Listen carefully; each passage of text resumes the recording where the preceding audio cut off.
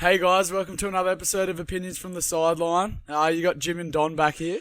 Another weekend, another episode of Opinions from the Sideline, Jim. Yeah, we're getting about 10 episodes deep, are we? Got to be the highlight of everyone's weekend, surely, mate. Yeah, well, it's a highlight of ours. Yeah, definitely. That's the main thing. So definitely is a highlight. We're up to this is our 10th episode, guys. Bit of a happy celebration for us, 10 episodes in. Mate, it's a little milestone we can tick off there for sure. It is. It's a small one, but look, we are growing. We had over 200 views on our last video. Super stoked, guys. Thank you so much for getting around us. Yeah. It's been exciting so far, and we'll only get better for you. Yeah, well, we can only hope. But yeah, like there's been already a huge weekend. We're not completely done the weekend yet, but already a huge weekend of sport. And there has been. Look, we've got to start with our boys. There's no other way to start the show. We're surely putting the theme song for the lads on now, surely. Surely. Our Brisbane Lions, mate. What an absolute top of the ladder, mate. Top of the ladder. We're king of the hill. So yeah, king of the hill at the moment. How awesome is that?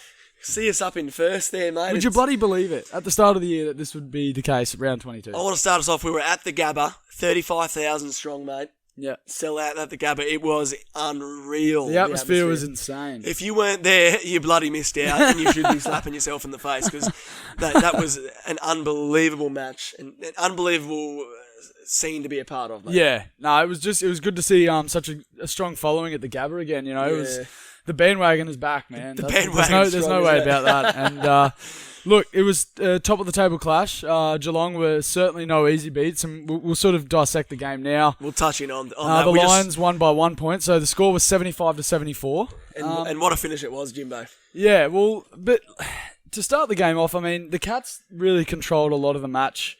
They had the game on their terms. They did. And with the likes of Dangerfield, Ablett, and Tim Kelly, they seem to dominate that contested possession and the clearance battle. They did. Early. To me, as a fan in the stands, being there, they had control most of the game. Yeah. Like we were there. We took our chances and we did convert at times. But to me, Geelong were the stronger team for about 3.5 quarters, mate. Yeah. Well, at least 3 quarters of that they were on top. But it seemed to be that the Lions just were able to hang enough around on the scoreboard to just keep the scoreboard pressure there. Absolutely, they didn't get blown out. And then they sort of didn't drop their heads at any point. So. No. And that's what Geelong do to a lot of teams. I think there's little spurts where their defensive pressure is so strong, it takes away from your game and what you want to do as a team. So it's like a lot of lower ranked teams or teams who can't handle that pressure will just fold. And fold under that pressure. That's where you'll see Geelong punish a lot of teams because they'll just break away. And it showed, Jimbo, the end of that second half, whoever watched the game, there was probably a good 4 or 5 minutes there where they just put it on us, had about 3 or 4 goals in a row, and we just couldn't really win out of the middle. We couldn't get into the end of the second quarter there, yeah. So I was a bit nervous, Jimbo. Oh, I was nervous. I was definitely nervous. I had the anxious feeling in the old team. I didn't know what was going to happen for our Brisbane boys. Yeah. But the change of tide for me, though, obviously they kept persisting the boys. Yeah. They didn't sort of back off their pressure of their own, but it was the fact that they were able to get the ball on the outside of the contest. Yeah, exactly. Whenever the ball seemed to slip out of the pack, whether that be on the wing or anything like that, we then had our numbers and the Lions could play their game. Absolutely. But, Geelong do like the ball on the inside of the midfield. So if they can keep the ball tight in the contest, Dangerfield, Ablett, they seem to dominate. But in that last bit of that last quarter, Jared Lyons, he was particularly good on the outside there. He won the ball on the outside, and sort of just kept forcing the issue forward. And eventually it was just too much for the Cats to handle right at the end there. And that's where you saw in that fourth quarter, as we got the ball outside there, and we could actually kick it down the line, and we could actually have a few shots right in the fourth quarter to try and get the lead. That's where we were successful with Berry especially. So and Lockie Neal was obviously able to get a few out there, and we could actually win a bit of the contested ball. Yeah, which in terms then won us the game, I think. So. Yeah, so as I said, we're still in a bit of shock that we're sitting in this position at this point of the season, but it just goes to show just the whole culture of the club. Everything's changed. You don't just get to this position from 15th to 1st just with a bit of talent. It takes a whole club, like David Noble, Chris Fagan, the whole lot. It takes a whole rebuild to be able to create a culture at the club. And I can't believe how quick it's changed. And everyone's got to buy into the system, mate. Yeah, definitely. Which all the lads have. They're all playing for each other, which is very noticeable as well. Yeah. There's no selfishness, nothing like that. So that's obviously in terms been the major successful part of it. Yeah, definitely. So, and that shows that you put a good product on the field, especially in Queensland. I mean, we know what's going on with Gold Coast. Yep. You put a good product on the field, people will still turn up. Absolutely. And so good footy. Now it looks like with that ladder prediction there, it looks like we're basically we are definitely going to get a double final. It's a matter of whether we can get the double home. We're a lock for top 4. Oh yeah, we're a lock now. That's sealed. Because the top 4 is very close. It's sort of depending on where we sit now. So West Coast, West Coast and Richmond are playing right now, guys, as we speak. So when you watch this, they would have already finished. Obviously, we're not aware of what the score will be. Yes. We need Richmond to win that. And mate, if we finish this and I see Richmond have won that, mate, we'll be bloody happy. There'll be beers. There'll be beers tonight. Don't you worry, mate. There'll be beers. So look, we should finish second. Then I would say if Richmond can win that, even if we lose to them next week in the last round, I think we should still finish second. So yeah, well, we've got a pretty good percentage now. Yes. Look, ideal situation if we can verse West Coast at the Gabba in the first final. That's when you go, okay, there's a good chance that we can at least push for a prelim, and who knows from there. And I know we spoke about it. Jim was one of the major things. We were obviously a good team. We'd strung a few good wins together, but it was these 2 games was really going to solidify whether we were an actual contender. Yes, definitely. And whether we could actually make a statement and say, hey, we are a good team. You can't just come up to Brisbane and beat us. Yes. So I think winning against Geelong, even... Like, I know that their defensive pressure forced us to have a lot of errors, but I still think we could have played a lot better and made a lot better decisions. So, knowing that we can still win by 1 against such a high-class team. Yeah. It proves that we're no jokers yet. No, you can't come up to Brisbane and beat us easily. So it's going to be a tough game, and I'm more than confident if we've got them the first round, Jim, that we're going to win. So the other thing that caught my eye last night, I don't know if you saw it, the coach of Geelong, Chris Scott. So he's an ex-Brisbane Lions premiership player. So he was asked about Charlie Cameron. So Charlie Cameron was phenomenal last night. Kicked 5 goals. He was pretty much, a lot of the time, the only spark the Lions had and kept us alive a lot of the whole game there. He was asked his influence on the game. Yeah. He basically replied to the reporter and said, I wasn't aware of Charlie Cameron's influence on the game. I don't know if I've read that wrong. I didn't think he had any impact on the game. Well, he had 5 goals, Chuck. Yeah. So he scored 5 points. He scored 5 goals on you, mate. So yeah, and he was the electric part there. So I think that's a bit of arrogance there from Chris Scott. I think that's a bit of a douchey comment. Oh, it is. He was. I did see. I think the context of it as well. He was saying. I think a little bit later after I got angry about it, I seen he was saying he took his moments, but for a lot of the game he wasn't impactful. It was just the moments he took. Yeah, but he's a small forward. That's what they do. But that's what I'm saying. That's his game. Like, exactly. He's good when he converts for those opportunities, when he can push someone off the mark and able to get one out the back where he get one of those cheeky goals. And that's his job, and he did his job. So you can't say he didn't have an impact. Really, he had a huge impact. How can you say that? He had 30 points out of what did we score? 75 points. So he almost had half of our points. Could you sense a bit of saltiness, mate? Yeah, he was a little bit salty. But look, should we play the press conference for everyone watching, mate? Yeah, we'll play that. Yeah, so we'll chuck that on now for you, as you can see. But yeah, so it was very interesting. We turn our focus now next week, which is in my books a bit of a harder assignment. We've got Richmond at the MCG. Look, it's going to be a tough game. We don't always play well at the MCG as well, Jim. So yeah, if we can go down there and beat Richmond, like I've been a bit negative. I've written us off. I don't think we're going to win that. A lot of my ladder predictions I've done, I've sort of got us losing that game. Yeah. But if we win that, mate, minor premiers. Yeah, and West Coast go. But for me. Could you believe that? It's just the way we play down there. I just want to at least get familiar with the ground before finals, put in a good performance, learn the way the ground is. It's a different shape to all other grounds. So if we can go down there and feel at least comfortable, blow some nerves out on that ground, then I think we're every chance to push deep. Absolutely. September. So even if we lose that, at least if we get a feel and at least compete with a high-class team as Richmond, I think you enjoy the big crowd. There's going to be, apparently reports are that there's going to be at least 70,000 there. Which is incredible. So get them to sort of understand the big MCG crowd. A lot of the young fellas that haven't experienced that. So it's going to be a good learning curve either way. Absolutely, which our team is obviously full of young players. So really feel it. Feel the crowd, feel the energy. Yeah, definitely. And soak it in. So surely though, Jim, what we're putting on now is probably one of the marks of the year, surely, mate. Oh, look, I couldn't We'll believe play it. that now while we're chatting about it, guys. I couldn't believe that. Link McCarthy goes up here on the back, catches it on the way down. On the way down, he was on the negative, mate. Mate, can you Against his old team, against his old side. There's a video I'm going to put on our Instagram page, guys. It's the mark itself with the actual Titanic theme song. Right? It makes everything better, Donny. We did the same for McGrath's, mate. One Miracle on McGrath, and we've done the same now. I'm going to post that to the Instagram page. I won't play it here, but that's going to be on our Instagram page. Make sure you jump on, have a look at that. It's the goosebumps, mate. It's very, very good. Unbelievable. But if it doesn't jerk a tear, I don't know what will. Being an actual Lions fan at that moment when you like that whole fourth quarter, mate. Could you feel your heart? Oh, I was losing my absolute I was just out of control. To have McCarthy go up, catch that, settle the nerves a bit, put us in front was the atmosphere was just unbelievable. Like you had to be there.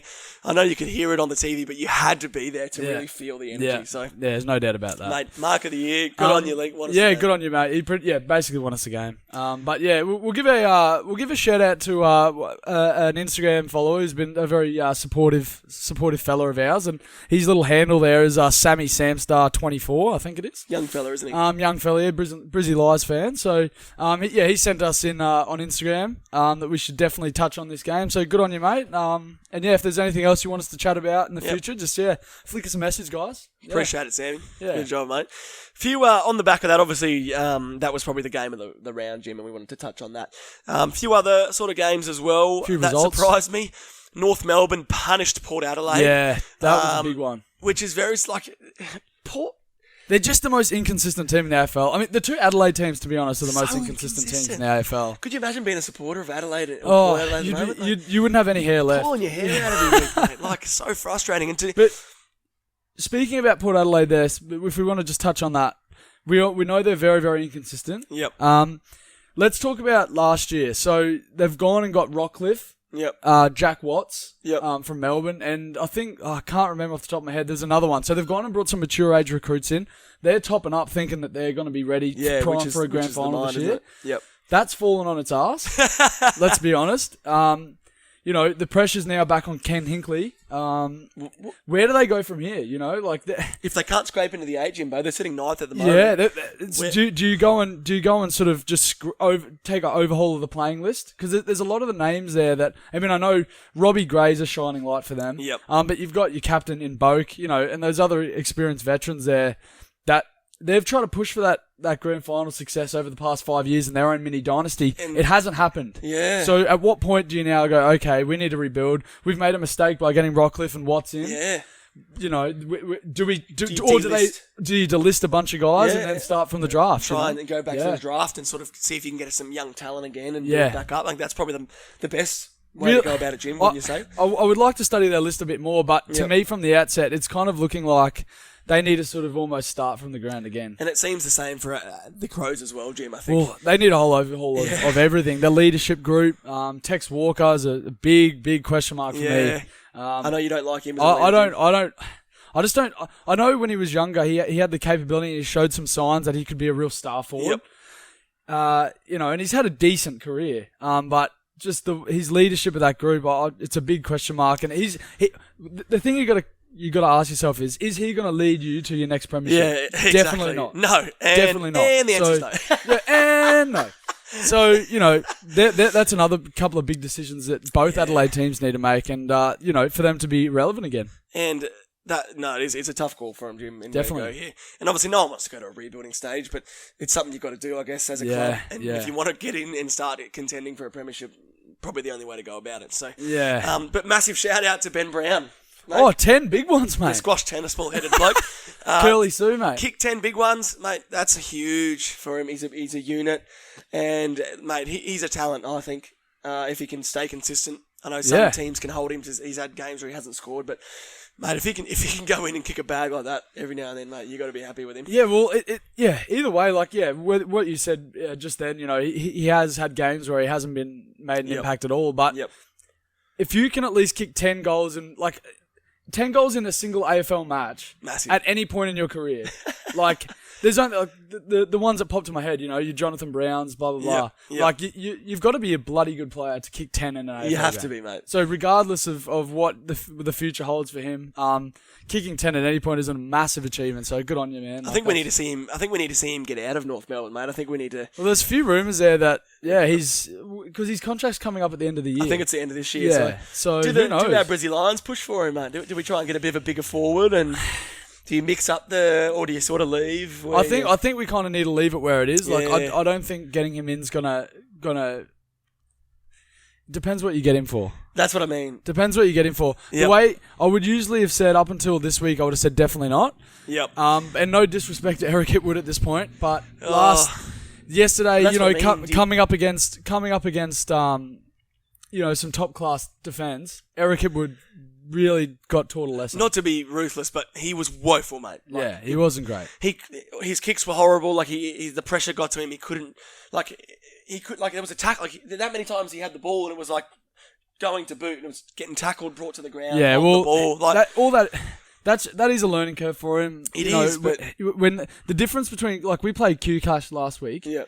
The difference between the time you catch the ball to the time you have to make a decision shortens so much more when you've got a Geelong team versus a Gold Coast. So pressure, I just don't think he was ready for that. He wasn't up pressure. for the task, and he's been very bad at this back end of the year. I would say he was good the first that first start of the year. He had good games, kicked one. I think he had 6 goals in one game. Jim, yeah, he did. Yeah, yeah. You just don't know. Do you upgrade?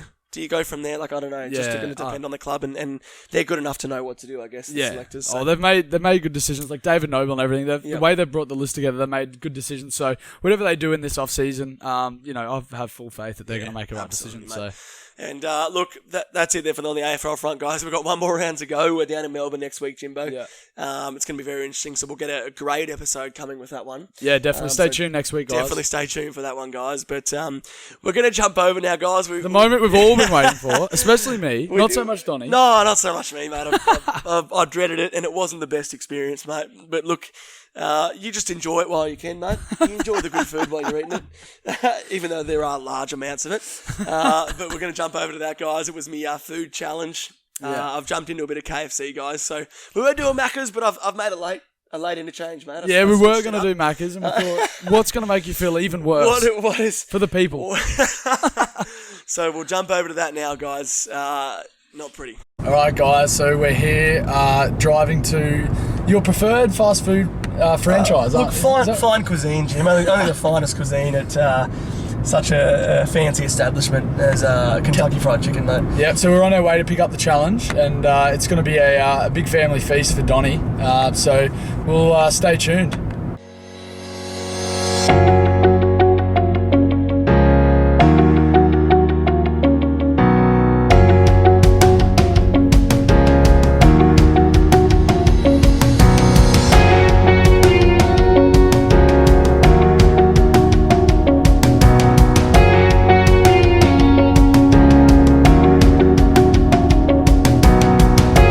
Hello, could I please guess one of the family burger boxes, please?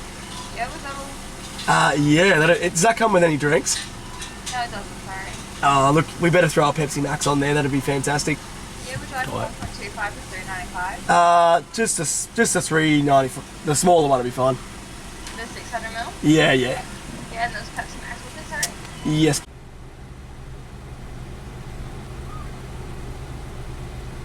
Here we go. Everything in there? Awesome.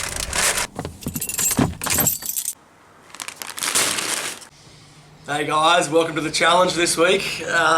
Drawn the short straw for the old nearly 5,000 calorie KFC meal, so it's not going to go down well. I've got 2 of the zingers that they call here, the wraps.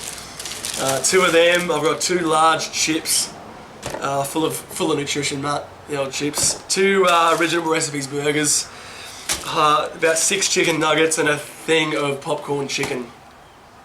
So I've got 15 minutes to complete this. I've got to eat it in 15 minutes. Will be a struggle, but I'll see how I go.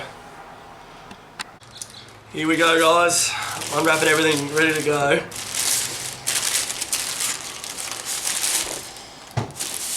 Let's lay the chips out, mate. Good way to do it.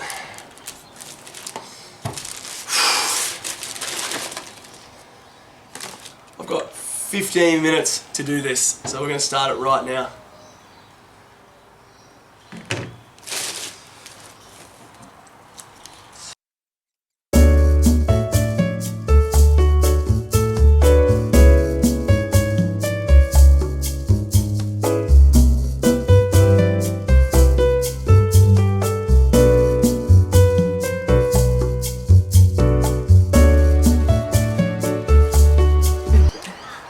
Alright guys, I'm at 10 minutes now. I polished off a burger, some nuggets, some chips. I'm on my second burger. Let's do it.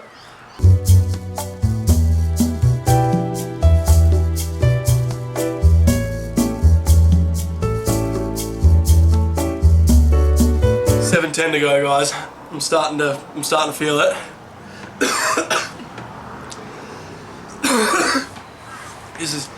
You feel the indigestion from, this is probably like 2,500 calories I just had.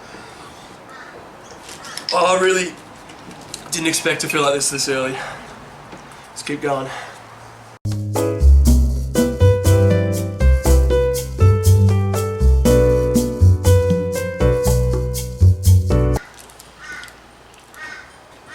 How you going, mate? Alright? 5 minutes to go, guys. We're one and a half twisters to go. Chips, popcorn chicken. I'm fucking struggling though. Look, I'll do a favour for you. I'll take a popcorn chicken out of your Oh, thanks, mate. Right. Come on, mate. You got 5 minutes to go. It's time to push now. Only the weak give up. Alright? Look, easy as this. Good on you, mate.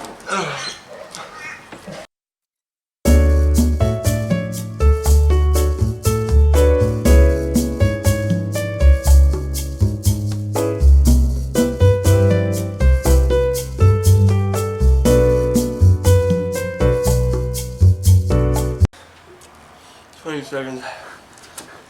Get me out of my misery. 20 seconds, 20 chips, mate. Yes.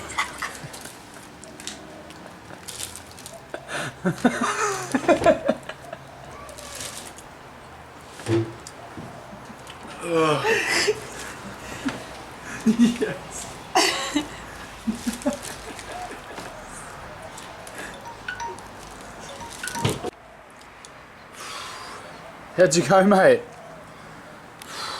You alright? Oh, mate, that was... Still a few chippies here though, isn't there? Yeah. Oh, that's soggy. Guys, the indigestion.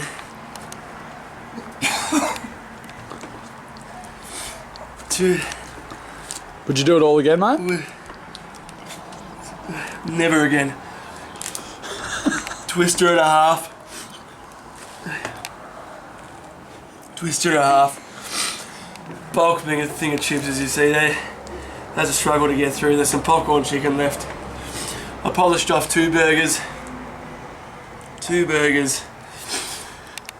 Chicken nuggets. Pretty much all. Half the chips. Half a twister. And half popcorn chicken in 15 minutes. If you can do better than that, mate, send it through and show me. I don't know any bloke who can bloody do better than that in 15 minutes. Cut the film. Welcome back, guys. Was a struggle. We did pre-record that. Oh, mate. How are you feeling? Mate, I felt like a bag of shit. It was not ideal, and it wasn't probably the most nutritious food, mate, to get into at such an low amount of time, mate. You're telling me Colonel Sanders wasn't considering your nutritional health? No, not at all, mate. Oh, and the same health as a thousand. Look, it was absolutely the funniest thing for me. Look, if that does not deserve a subscribe and a like, I just don't know what does. Guys, surely I've earned a like and subscribe from that, mate. Like, surely. Guys, was it punished? And the back end of that in the toilet, mate, afterwards did not feel good. Can confirm, did not feel good. Was on the toilet for a long amount of time. And look, let me tell you, there was buckets of sweat sitting there. Very good. Out. It was very good. Not good, but whoever's listening to our audio podcast as well right now on Spotify, please head over to our YouTube channel. Yeah, absolutely. Opinions from the Sideline on YouTube. You need to view this footage of this challenge. This Donny, needs to be watched. Donny's food challenge. Very, very good. You And will not regret it. we'll make sure we put a snippet of that as well, guys, on our Facebook and Instagram pages. If you don't want to, as we normally say, sit and watch our mugs for 20 to 30 minutes, mate, definitely jump on, watch that. It's an absolute crack up. So, All right, guys. So we'll head over to a very famous segment. We say this every he's week. famous. I heard Chris Hemsworth talk about it in his interview last week. Yes. On the Jimmy Kimmel show, mate. So, look, it's getting around. Yeah. A lot of Aussies talking about it, Jimbo. Yeah, it's going to get a run every week. What is it? Jimmy's lad of the week, guys. So, every week, whether it's a lad or a ladette, I choose something that has caught my eye or one of our viewers' eyes during the week. Love it, mate. Love it, for Jimbo. good or for bad. Yeah, That's that's right. Good and bad. This week we're going more bad or more just funny. It's a funny, would you say funny? It's bloody bad, hilarious. isn't it? Yeah, it's very, very funny. So, like this, mate. For those who haven't heard about it, a Collingwood football player by the name of Brayden Sier. He's a Collingwood Magpie, and to be honest, he's been a fairly competitive young player over the past few years. He has. But unfortunately, he's been out injured. Caught the Collingwood curse, didn't he, mate? Yeah, he caught the Collingwood curse, got injured. As of last week, on the Collingwood injury list, he was labelled TBC, so to be confirmed. Yep. But was spotted playing Division 3 basketball in the Diamond Valley Association League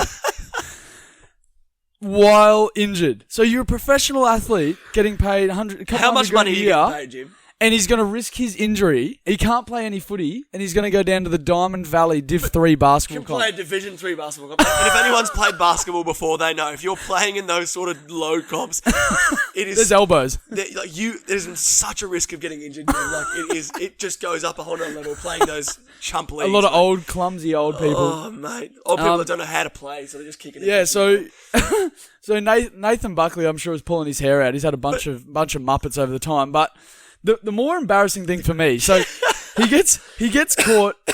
He's a professional athlete. He gets caught playing Division 3 basketball when he should be.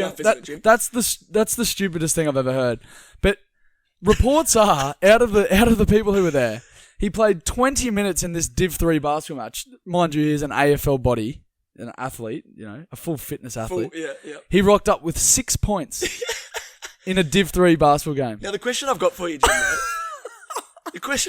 mate. What was the name that was listed under, Jim, on the website? Fill in.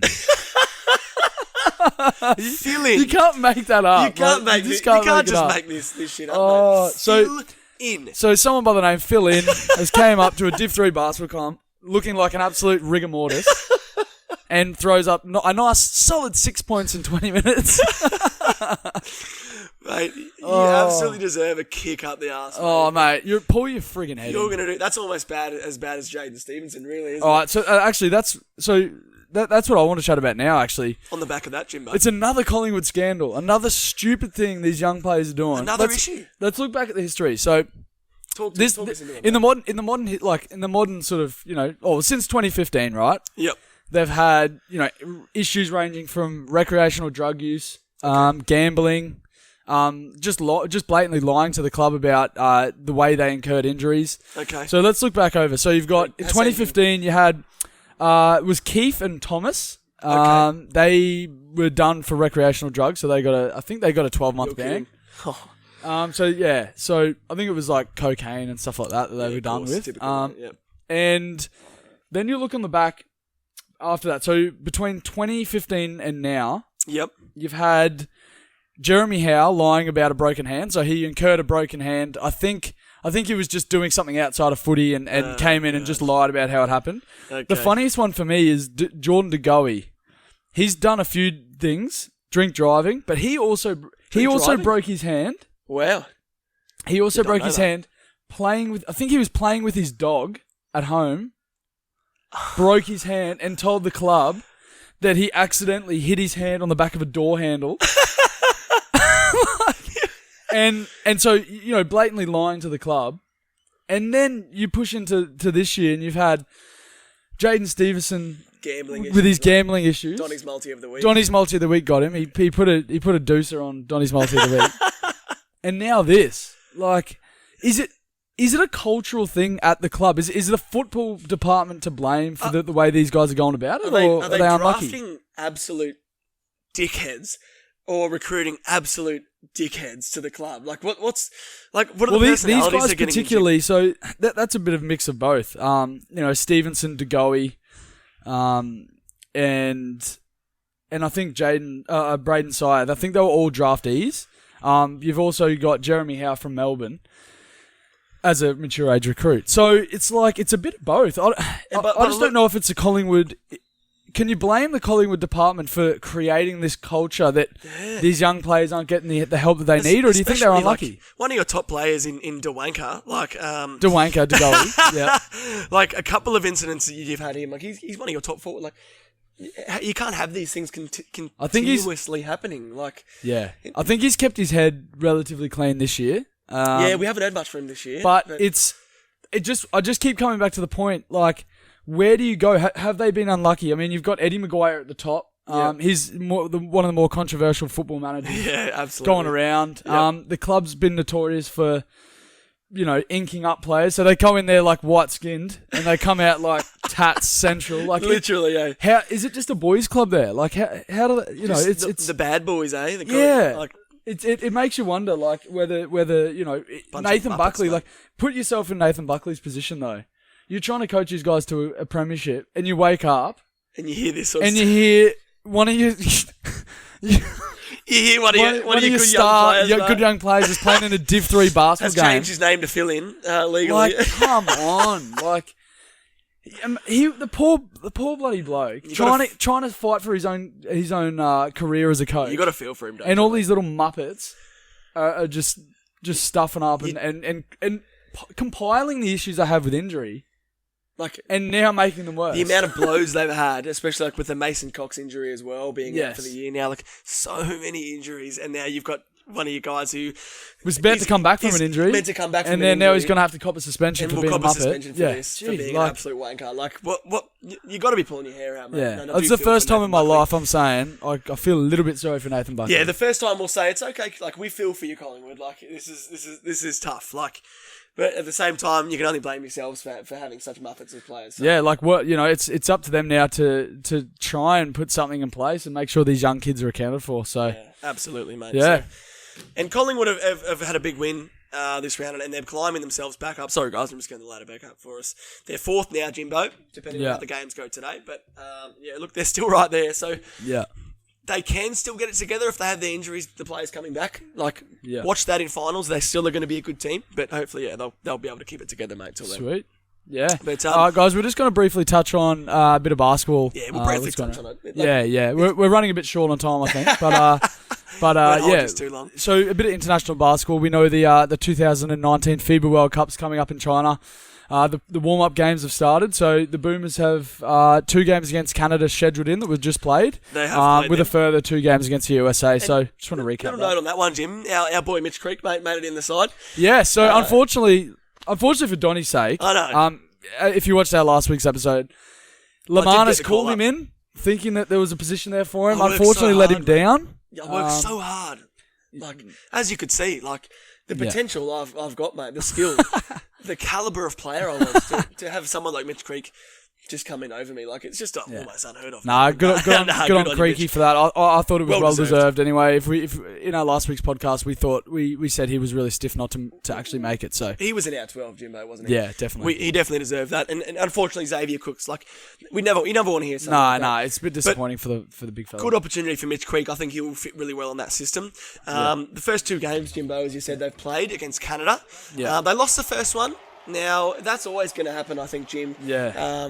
You're getting your feels out there for different rotations. There was a lot of rust. So, the guys were just trying to gel together. Delhi wasn't looking too good, but I think he needed to shake a bit of rust. So, they did win the second game, Jimbo, by about nearly 10. So they won the game. Yeah, I think it was like 8 points or 9 points or something. And they were rested Paddy Mills and Bogut as well. So a couple of the guys there deep on the rotation were sort of getting a bit more involved. I know Goulding played a bit more than he usually did. I'm impressed with Goulding. Yeah. I'm quite impressed. He's been able to come in and play like a lot of guys like Sobey who've been really reserved. Like, they've come in and just been reserved. They're not.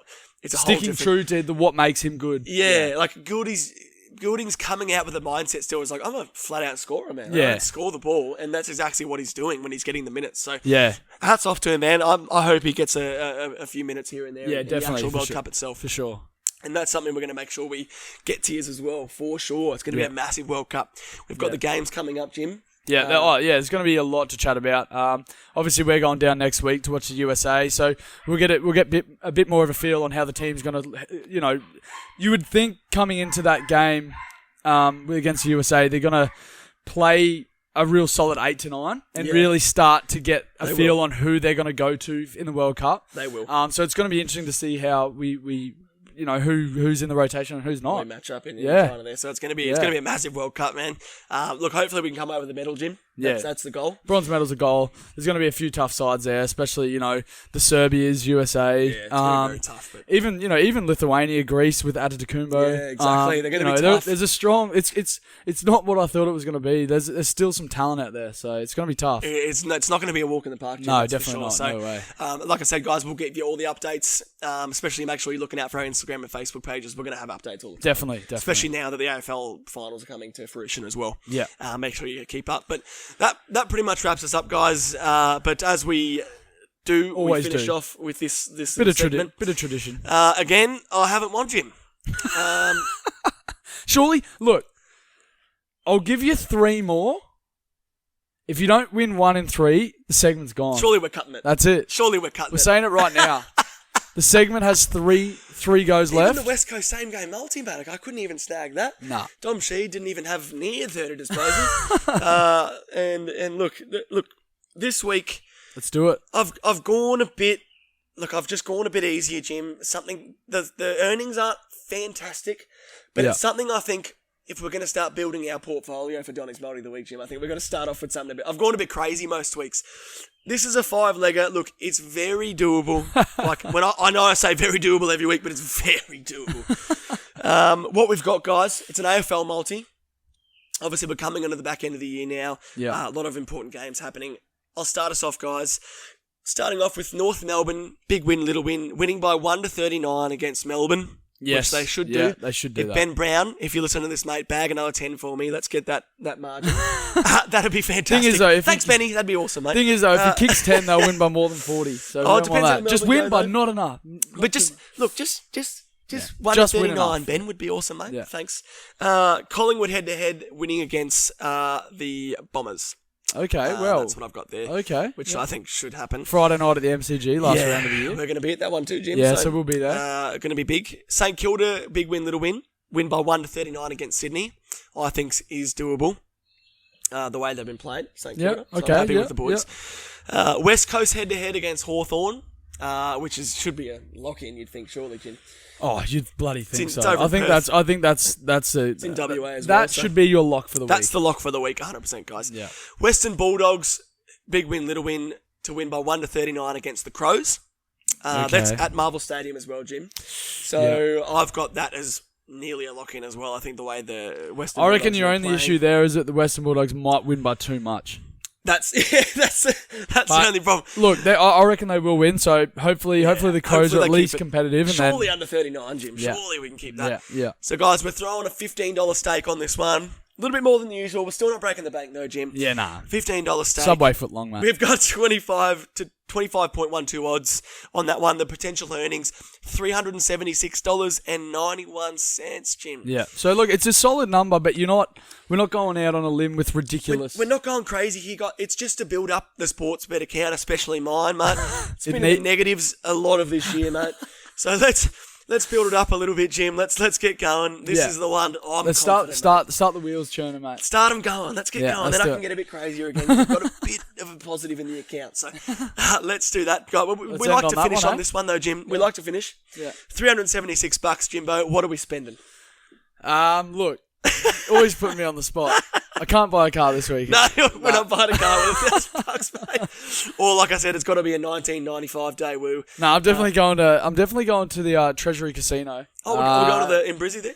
Yeah. So I'll put $376 on black. On black. On the old roulette. do it. Straight on black, mate. Yeah, Why that's not? what I'm doing. What about yourself, mate? Mate, I don't even know what I'd spend $376. I think I'd have to go on the electricity bill, Jimbo. Snooze. Shout out to anyone who's doing it tough out there, mate. Origin Energy. Sweet. Energex. Sweet. Anyone who's got to use their winnings on their bills, mate. Shout out. But honestly, I just realised we're putting a bet on. We're betting, and then I was going to use my winnings to bet again. So please gamble responsibly, mate. Are you all right, mate? Is there a problem? We need to please gamble responsibly. And yeah, just don't turn into Jaden Stevenson of the world. Don't go as far as that, and you should be okay. But guys, sweet. Let's wrap it up, mate. That's another episode, Jimbo. So wrapped, guys. So wrapped at the support and the subscribes and the likes we've been getting. Look, guys, if you didn't watch on Instagram or you didn't see our Facebook post, what you can do is jump on, subscribe onto our account, jump on, like our recent video, and you'll actually go into the draw.